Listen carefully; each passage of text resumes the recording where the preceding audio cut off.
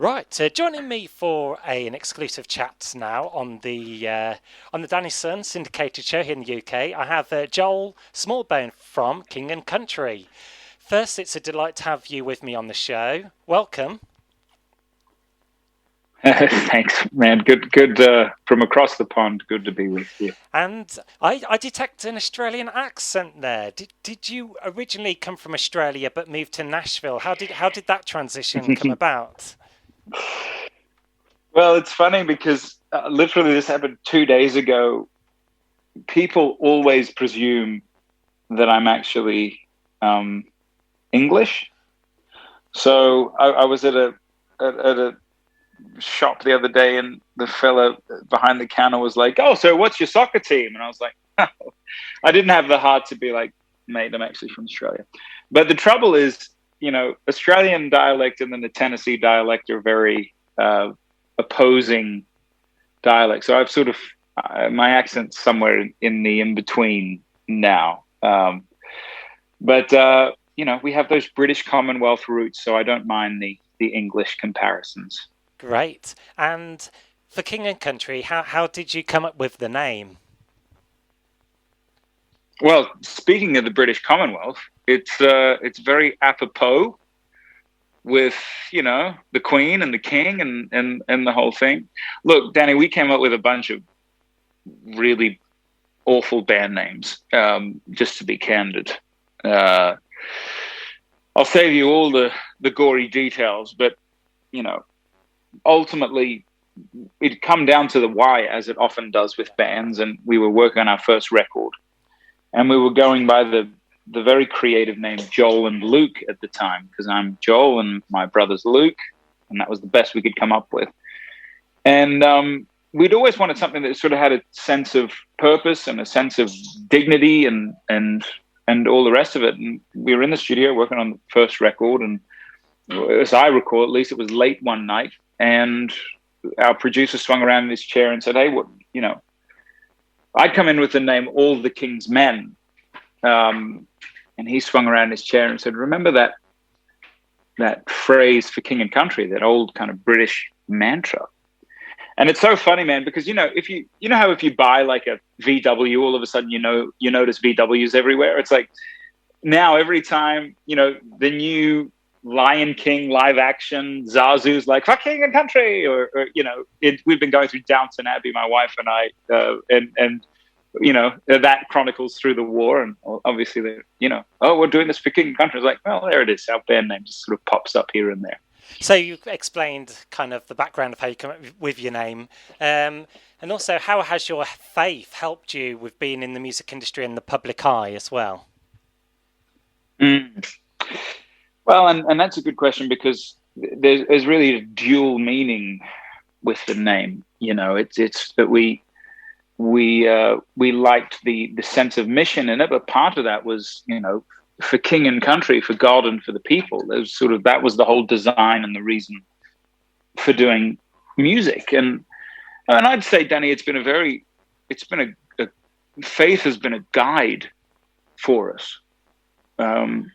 We write all sorts of songs about our wives, or songs about life or loss or God and everything in between.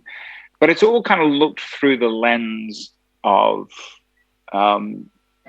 faith and what it means to be a man of faith. And particularly, I think, through the time of a pandemic, I think faith for all of us has taken on a whole new meaning. People haven't known where to turn, and so it's been good to even create and write with that kind of renewed sense of faith during this time. Thank you, and it's really refreshing to see your faith in your music, kind of appeal to the youngsters as well. To the what? Excuse me. To the youngsters as well, to the young people. Yeah. The youngsters. Yeah. Um, it's a beautiful thing when your music can cross generations. You've got you come to a For King Country show, which obviously there's not many of them right now, but you'd look out into the audience and you could just see families and teenagers and young adults and parents and grandparents, and they're all kind of in this same, you know, place together. And I was having a chat with someone this morning, in fact, just saying how important that is in a time where there's so much division, so many things that we don't see eye to eye on, politically, religiously, racially, socially, so on, that to have something like music that brings people together from different walks of life and different perspectives and thought processes is so important. And so I'm anxious to get back to that. And I'm, in the meantime, very grateful that, you know, the youngsters, as you call them, continue to rally around what we do.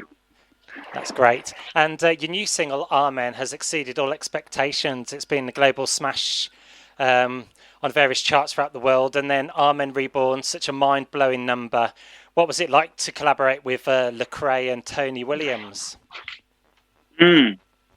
Well, first of all, one of our highlights so far of that release was to have it played on BBC Two. That was fantastic. I literally got texts from people and calls saying, hey, your song just came up on the radio. So a shout out to them and grateful for them. That collaboration between Lecrae and Tony Williams came across very organically. Tony Williams is the cousin of Kanye West, and we'd been working with some of their camp recently, producers and the Sunday Service Choir on some music, and Tony and us became kind of fast friends and collaborators. And he'd actually directed some of the choirs for a prior song, a single called Together.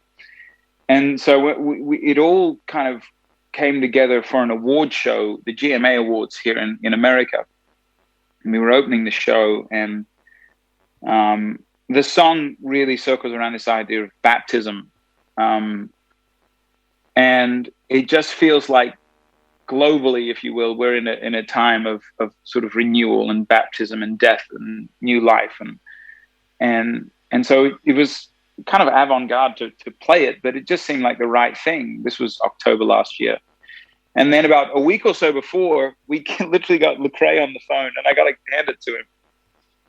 They just said, Lecrae, would you come in and write a rap that sort of speaks to the times?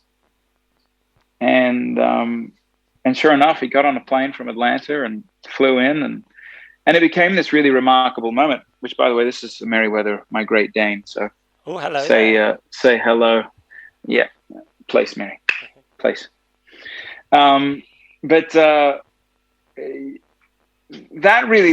performance led to us kind of going, hey, well, what if we actually top of 2021 as people start to hopefully start moving back to normalcy and piece together their lives and what's lost, we can offer this collaboration and this song.